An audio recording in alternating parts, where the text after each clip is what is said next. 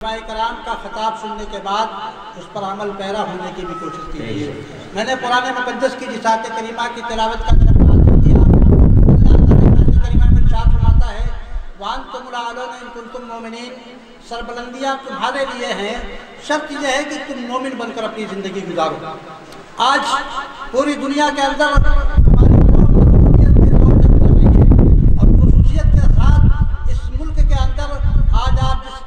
کا شکار ہیں اور جس دور سے گزر رہے ہیں، آپ تاریخ کے ابواب کو اٹھا کر دیکھیے، ہم نے زندگی کے بہت سے نشیب و فراز دیکھے ہیں۔ ہمیشہ ہماری قوم غالب نہیں رہی ہے، بارہا مغلوب بھی رہی ہے، مگر ہماری قوم کا یہ تو امتیاز رہا ہے کہ اگر وہ قید خانے کی چہار دیواری کے اندر رہی ہے تب بھی اس نے نظام مصطفیٰ سے اپنے آپ کو کبھی الگ نہیں کیا ہے۔ اگر وہ قید خانے میں واپس جیت رہا ہے تبھی سرکار دو عالم وسلم کو اس فیصلہ پر عمل پیرا رہا ہے۔ یہی وجہ ہے کہ آپ دیکھیں جب دنیا کے اندر جب ظلم پھیلا ہے، تشدد پھیلا ہے، جب بھی برائیاں پھیلی ہیں اور جب بھی اسلام پر حملہ ہوا ہے، اللہ تعالیٰ نے ہر زمانے میں ہر فرعون کے مقابلے میں ایک موسیٰ اور ہر نمرود کے مقابلے میں ایک ابراہیم اور ہر یزید کے مقابلے میں ایک حسین بھیج دیا ہے۔ آج کے موجودہ دور میں ہماری ماؤں اور بہنوں کی آغوش سے پروان چڑھنے والا بچہ شباب کی منزلوں کے میں پہنچنے کے بعد شبیر و شبر نہیں کہلاتا، خالد بن زیاد نہیں، طارق بن ولید نہیں کہلاتا، خالد بن زیاد نہیں کہلاتا، خالد بن ولید نہیں کہلاتا، موسیٰ بن ابی غسان نہیں کہلاتا، مثنى ابن حارثہ نہیں کہلاتا، سلطان سبکتگی نہیں کہلاتا۔ تو آپ سوچئے مسلمانوں اور غور کیجئے، آج ہماری جماعت کے اندر، ہماری قوم کے اندر ایسے افراد کی قوم کو ضرورت ہے۔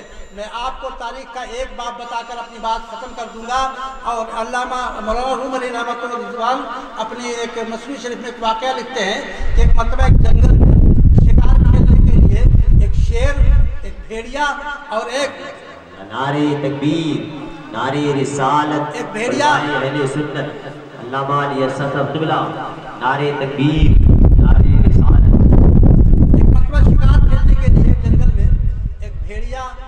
شیر اور ایک لومڑی، یہ تینوں شکار کھیلنے کے لیے جنگل میں جاتے ہیں۔ اور جنگل میں جانے کے بعد جب یہ تینوں کے تینوں پہنچے تو شیر نے ایک ہرن کا شکار کیا، لومڑی نے ایک خرگوش کا شکار کیا اور بھیڑیے نے ایک ریچھ کا شکار کیا۔ تینوں کے تینوں نے اپنا اپنا شکار کیا، کرنے کے بعد شکار کو اکٹھا کیا، اور اکٹھا جب ہو گیا تو شیر نے بھیڑیے سے کہا کہ اسے تقسیم کر دو۔ بھیڑیے نے کہا کہ حضور اس میں تقسیم کرنے کا کیا معاملہ ہے؟ ارے حصہ بقدر جثہ ہے، جس کا جیسا شکار ہے ویسا اس کا جسم ہے، ویسی اس کی غذا ہے۔ آپ نے ہرن کا شکار کیا ہے، آپ ہرن کھا لیجئے، میں نے ریچھ کا شکار کیا ہے، میں ریچھ کو کھا لوں گا۔ لومڑی نے خرگوش کا شکار کیا ہے، وہ خرگوش کو کھا لے گی۔ اور شیر کو بڑا جلال آیا، اس نے ایک پنجہ مارا اور ایک ہی پنجے میں بھیڑیے کا کام ختم ہو گیا۔ اب اس نے کہا لومڑی سے کہ بڑی بی تم تقسیم کر دو۔ تو بڑی بی نے کہا کہ حضور اس میں تقسیم کرنے کی کیا بات ہے؟ ارے ہرن کو آپ کھا لیجئے، ریچھ کو رات کے کھانے میں کھا لیجئے گا اور خرگوش کو صبح کے ناشتے میں کھا لیجئے گا۔ اب تو بھیڑیے سے حیرت، لومڑی سے حیرت زدہ ہو کر شیر نے پوچھا بڑی بی یہ طریقہ تم نے کہاں سے سیکھا؟ کہا کہ بھیڑیے کا ہاتھ دیکھ کر، بھیڑیے کا ہاتھ دیکھ کر۔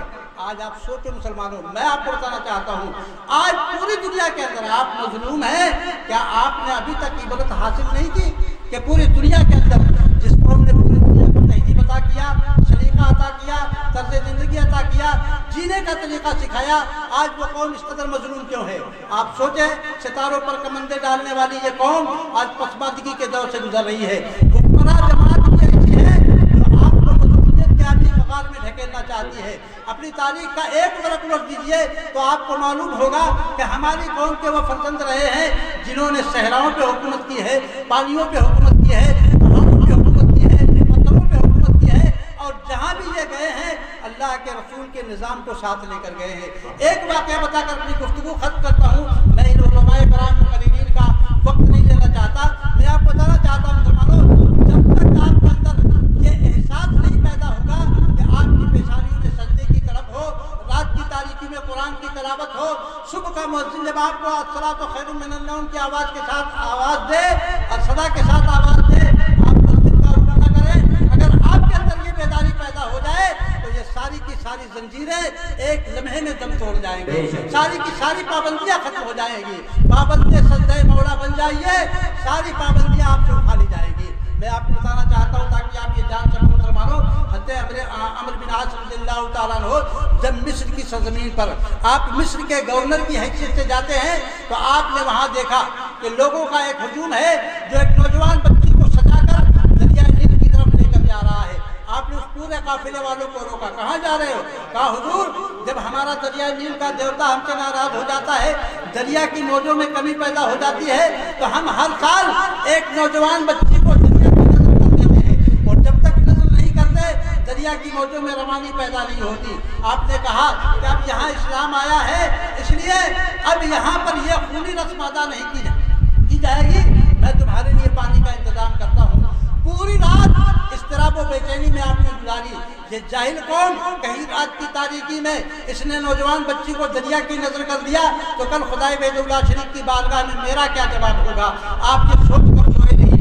आपने एक कासिद भेजा उमर रज़ियल्लाहु ताला अन्हु के पास, और जनाब उस कासिद ने जब पहुंचने के बाद आपकी बारगाह में हाजिर हुआ और आपके मालूमात पेश किए तो आपने 2 खत लिखा। हज़रत उमर रज़ियल्लाहु ताला अन्हु ने 2 खत लिखा। एक खत आपने दरिया के नाम लिखा, दूसरा खत आपने अमर बिन आस रज़ियल्लाहु ताला अन्हु के नाम लिखा। आप सोचें, कभी पानी के नाम कोई खत लिखता है, किसी दरख्त के नाम कोई खत लिखता है, मगर अल्लाह के रसूल का ये गुलाम जब दरिया के नाम खत लिखता है तो उस खत के अंदर आपने लिखा था बिस्मिल्लाहिर्रहमानिर्रहीम मिन अब्दुल्ला उमर इला नील मिस्र फ़इन कुन्त तजरी फला तजर व इन कान अल्लाहु युजनीका फसलुल्लाह अल वाहिद अल क़हार युजनीका। ये खत है अल्लाह के बंदे उमर के नाम, उमर की तरफ से दरिया नील के नाम। ऐ दरिया, अगर तू अपनी मर्जी से बहता है तो हरगिज मत बहना, अगर तुझे अल्लाह ताला जारी करता है तो अल्लाह का बंदा उमर कहता है कि तू जारी हो जा।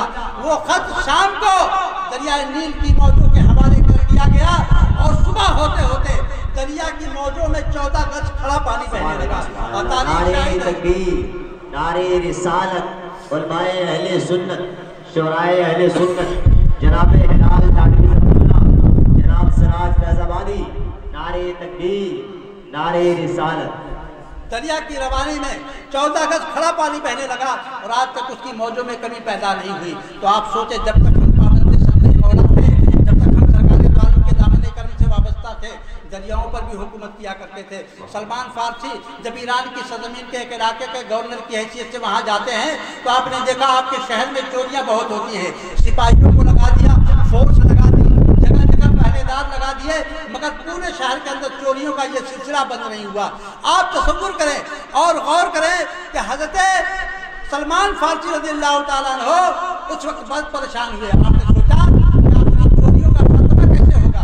आपने एक रोज एक कतबा लिखा, एक बोर्ड लिखा आपने, और किले के दरवाजे के बाहर आपने उस बोर्ड को लगा दिया। और आपने उस बोर्ड पे क्या लिखा था आप जानते हैं? आपने उस बोर्ड पे लिखा था कि आज की शब जंगल के तमाम जानवरों को, शेरों को, भेड़ियों को, सारे चरिंदों और सारे दरिंदों को इजाज़त दी जाती है कि बिला रोक टोक शहर में दाखिल हो जाए। आपने किसी को बुलाया था, एक खत तो लिखा था, आपने कहा कि आज किला का दरवाजा खोल दिया जाए। किले का दरवाजा खोल दिया गया, ये बोर्ड लगा दिया गया किले के दरवाजे के ऊपर, और जो ही अंधेरा फैला, सब शहर के अंदर दाखिल हुए और हर गली में फैल गए, और उसके बाद से शहर में कभी चोरियां नहीं हुई। मैं आपसे कहता हूं मुसलमानों, जो अल्लाह के सज्जों का पाबंद बन जाता है, पूरी दुनिया उसकी पाबंद बन जाती है। आप कम से कम ये तो एहसास करो, आपकी पेशानियों में सज्जे की तरफ नहीं है।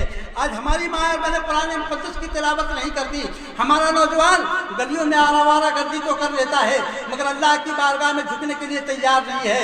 न इधर उधर की मुझे सुना, ये बता कि काफिला क्यों लूटा, तो मुझे रहजनों से गरज नहीं, तेरी रहबरी का सवाल है। आज जो कौम दुनिया को हिदायत देने वाली थी, आज वो कौम आज गलत रास्ते पर चल रही है। इसलिए ज़रूरत है कि आप अपनी इस्लाह कीजिए, माशरे की इस्लाह कीजिए। जब आप अल्लाह के रसूल की सुन्नतों पर अमल पैरा होंगे, कुरान की तालीमात पर अमल पैरा होंगे, तो इनके अंदर ये ताकत नहीं है कि आपके पर्सनल में मुदाखलत करें और ये कहें कि मुसलमानों को तलाक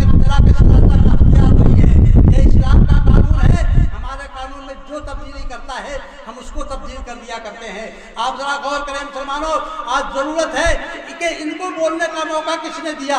हम ही ने दिया।